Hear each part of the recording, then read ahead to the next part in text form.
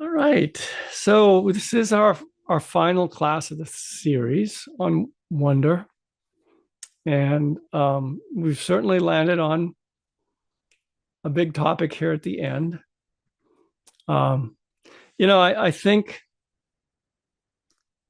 what attracts people to meditation and to Buddhism and to these kinds of classes, I think, is just a deep wonder about what's going on here, who we are, and in the way that other people go out and look at birds, and catalog them and are delighted to be able to recognize their bird calls and recognize them when they see them.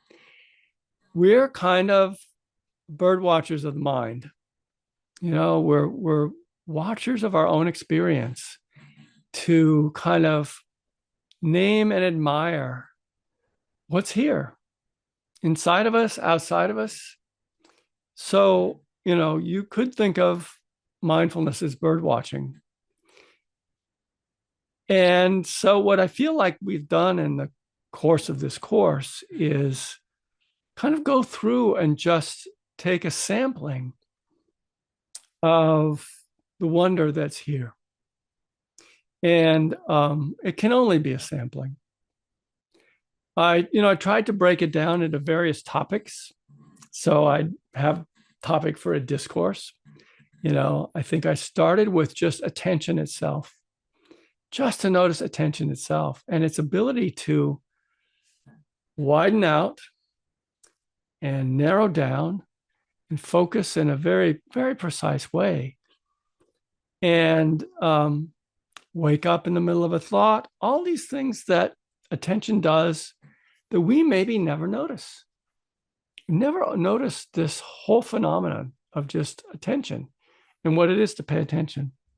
I also talked about the body. I remember we were in the midst of the Winter Olympics at that time, and there was a lot to wonder about that people could do with their bodies, I have to say. Younger people than I do with their bodies.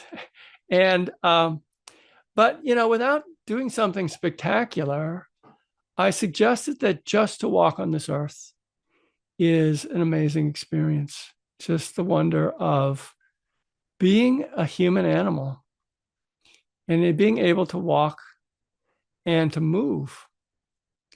And we can't even take that for granted. Some people know they maybe end up not able to walk at some point in their life, maybe temporarily, maybe for the rest of their lives. There's this sheer miracle of movement and just the pleasure that's in the body moving, and in the ability to do things. It's really quite amazing. I talked about thoughts. Thoughts get a bad rap in meditative traditions because we're often trying to, teach how to be in the non-conceptual side of the mind, where there's a deep intelligence and there's a deep ability to learn and powerful things can happen. But we often can't get there because we're so locked into thinking, we're so locked into conceptual thought. So oftentimes it gets a kind of a bad rap, but nonetheless, thinking is absolutely amazing. The fact that the mind just keeps offering these possible ways that things go together, possible insights, the way that it creates out of, just waves, it creates colors and shapes and forms and music and what we do verbally, just incredible richness of language and humor, that our minds can find humor in things. I often wonder, do dogs have any sense of humor? It's not so clear that it has anything comparable to us. There may be some other animals, however, that play tricks and get some kind of kick like that out of life. But it's it's wondrous. And then there's just this sense of connectedness that we have as social animals. the way we care for each other, the way we can actually put ourselves in each other's shoes and empathize. Truly remarkable capacity of the mind. And leads to tremendous acts of endurance and courage. I mean, I think of raising children, and when I think of endurance, it's not easy. And that often people will risk their lives for another because they can so put themselves in another's shoes and they want to help. It's truly remarkable. The world itself, I mean, study anything, and it begins to open up into deeper and deeper and deeper connections. And you learn stuff and it becomes more and more to you, but as it becomes even mysterious in some way and even more wonderful. So, the world is full of the possibilities of wonder. And and even reading books and operate conceptual thought and learning about things in that sort of conceptual way is a constant source of wonder for me, and a possibility of constant wonder for everyone. I talked about like the wonder of aging, of the sort of what happens in the course of a life.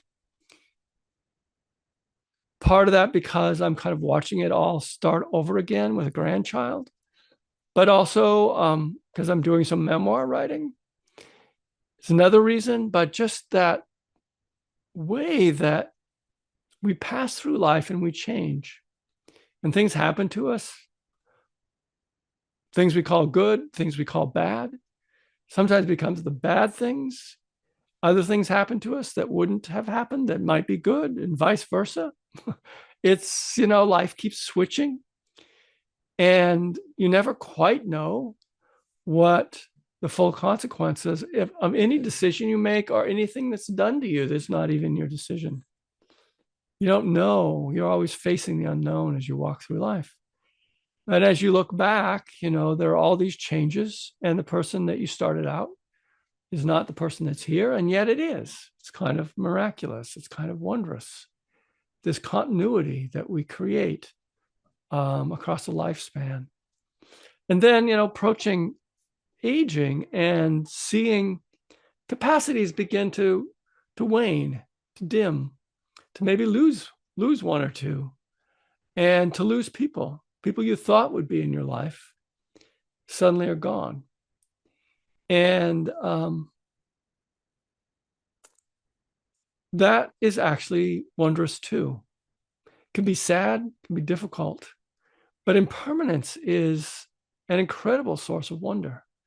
And how even in every moment, a new moment arises. And that old moment, the moment when you started this class tonight, it's gone. It's in the void. It's gone into the void and it's gone.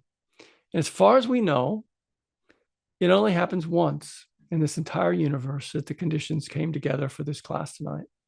Only once, and they're almost over. And that's truly a source of wonder. And that's happening every moment. And it's happening to every person, every consciousness. And that is hard to fathom, truly hard to fathom. And then when we do what we've been doing this last week and tonight, just kind of looking at what are we? What is this heart that we have? What is this mind? What is consciousness? What is awareness?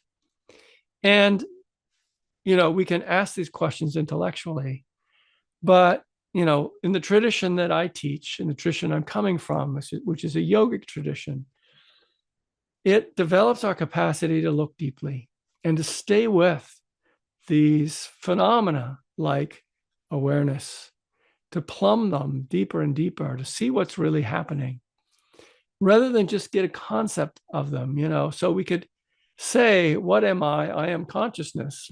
All right, let's go have a beer. It's like, what does that mean?